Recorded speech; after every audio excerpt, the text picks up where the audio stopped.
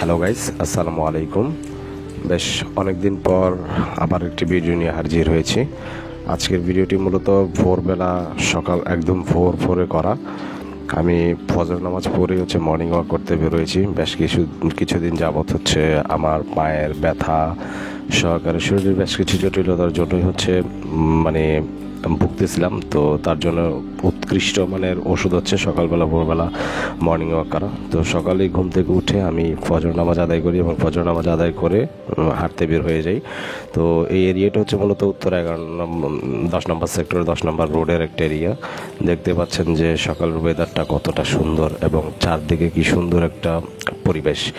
রাস্তায় মানুষজন নেই বললেই চলে, সবাই আমার মতো এরকম 2-4 জন যাদেরকে দেখতে পাচ্ছেন সবাই এভাবেই হাঁটতে বের হয়ে সবাই সকালের মানে ফজর নামাজ শেষ করে সবাই এরকম হাঁটাহাঁটি করে। যারা স্বাস্থ্য সচেতন আছে তারা সবাই এরকম হাঁটাহাঁটি করে। তো এর মাঝে যে আপনার কিছু কিছু মানুষের কর্মব্যস্ততাও লক্ষ্য করা যায়। খুব সকালবেলাই সবাই যার যার জীবিকা নির্বাহের জন্য বের হয়। যদিও আশপাশের দোকানপাট সব কিছু এখনও খোলেনি, কিন্তু তারপরও মানুষের আনাগোনা শুরু হয়ে গিয়েছে। তো সকালের ওয়েদারটা আসলেই অনেক সুন্দর। এটা সকালবেলা বের না হলে বোঝা যায় না। সকালের ওয়েদারে একটু ঠান্ডা ঠান্ডা, আর এখন তো শীতকাল চলে আসছে। শীতকাল আসার কারণে সকালে কিছুটা ঠান্ডা ঠান্ডা অনুভূতি। এর মাঝে হাঁটতে খুব ভালোই লাগে। তো মোটামুটি সকালবেলা হাঁটলে যেটা হয়, শরীর স্বাস্থ্য যেমন ভালো থাকে তেমনি মনটাও খুব সতেজ থাকে, খুব ভালো লাগে। আমি অনেক ভিডিও আপলোড করি না, তো আজকে ভাবলাম যে আপনাদের জন্য একটা ভিডিও করি। যে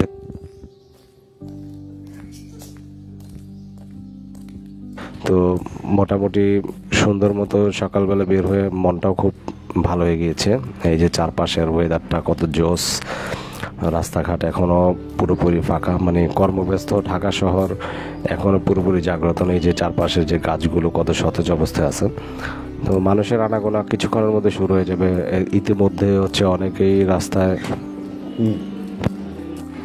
তো মোটামুটি সকালবেলার ওয়েদারটাতে মানে খুব সুন্দর লাগে, নিজের কাছেও মনটা খুব সতেজ থাকে। এই যে সেক্টর গেটগুলো এখনও খোলে নাই, এটা আপনার উত্তরাতে সেক্টর গেটগুলো বন্ধ থাকে ফর সেফটি রিজন। বিল্ডিংগুলো দাঁড়িয়েছে কত সুন্দরভাবে। সকালবেলার ওয়েদার ওয়াও।